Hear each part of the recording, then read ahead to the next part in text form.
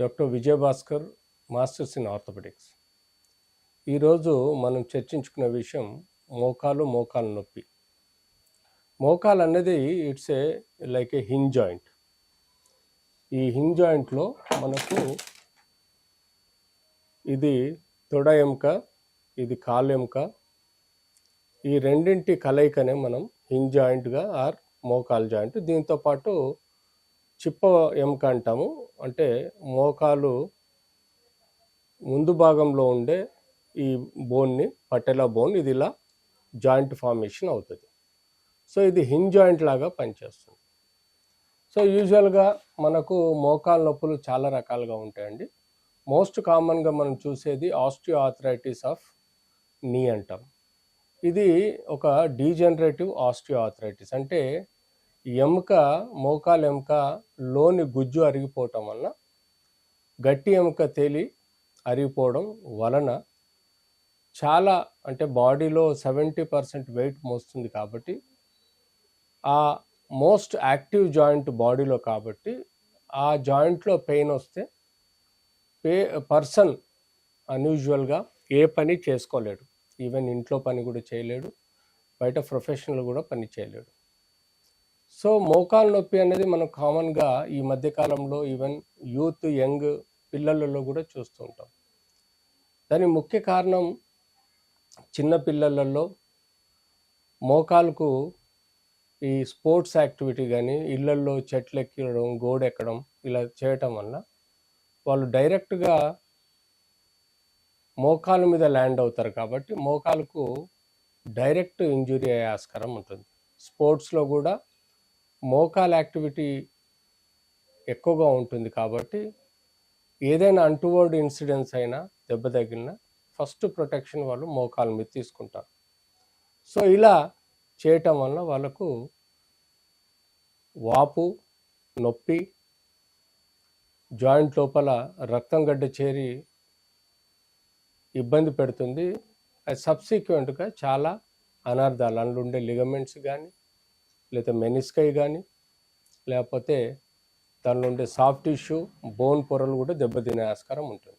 So అలా మనం చెప్పుకుంటే ఈ చిన్నపిల్లల్లో సెప్టిక్ ఆర్థరైటిస్ లాంటిది రావచ్చు, లేకపోతే సమ్టైమ్స్ వాళ్ళకు పుట్టుకతో వచ్చే జువెనైల్ రుమటాయిడ్ ఆర్థరైటిస్ తోటి కావచ్చు, జువెనైల్ డయాబెటీస్లో కూడా కొంత మేరకు పొరలు దెబ్బతినే ఆస్కారం ఉంటుంది. ఇలా మనకు పిల్లల్లో వస్తాయి. అడల్ట్స్లో మనకు చాలా రకాల వ్యాధులు, అంటే కీళ్ళవాతం కావచ్చు, లేకపోయినా కీళ్ళు దెబ్బతిని అరిగిపోవడం కావచ్చు. అంటే కీళ్ళవాతం అంటే మనం యూజువల్గా రుమటాయిడ్ ఆర్థరైటిస్ పుట్టుకతోటి వస్తుంటుంది.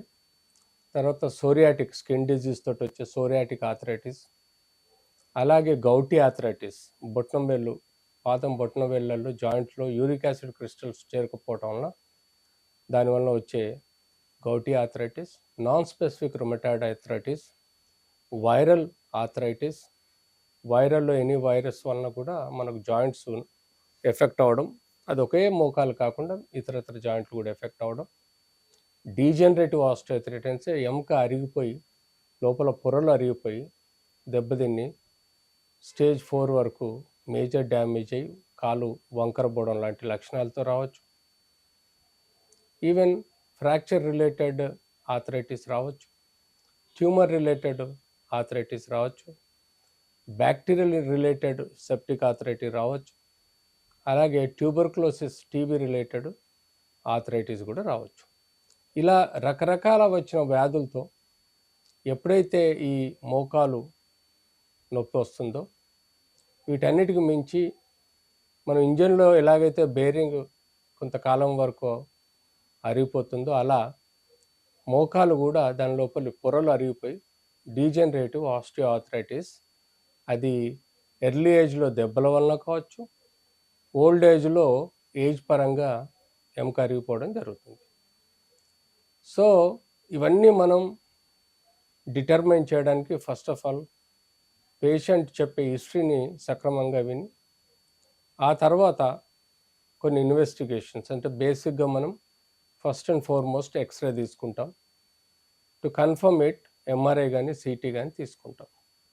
దానికి తోడు ఈ యొక్క డిఫరెంట్ టైప్స్ ఆఫ్ ఆథరైటిస్ ఏదైతే ఉన్నాయో దాన్ని ఇమ్యూనలాజికల్ డిజార్డర్ వలన కానీ లేదా రక్త దోషం వలన కానీ వాటిని తెలుసుకోవడానికి మనకు రక్త పరీక్షలు అంటే యూరిక్ యాసిడ్ లెవెల్స్ కానీ రుమటాయిడ్ ఫ్యాక్టర్ కానీ సోరియాటిక్ ఆథరైటిస్లో చేంజెస్ కనబడే వాటిని కానీ సిబిపి కానీ ఆ డిజీజ్ ప్రోగ్నోసిస్ కోసం ఈఎస్ఆర్ అలాగే సిఆర్పి లెవెల్ చూసుకోవాల్సిన అవసరం ఉంటుంది.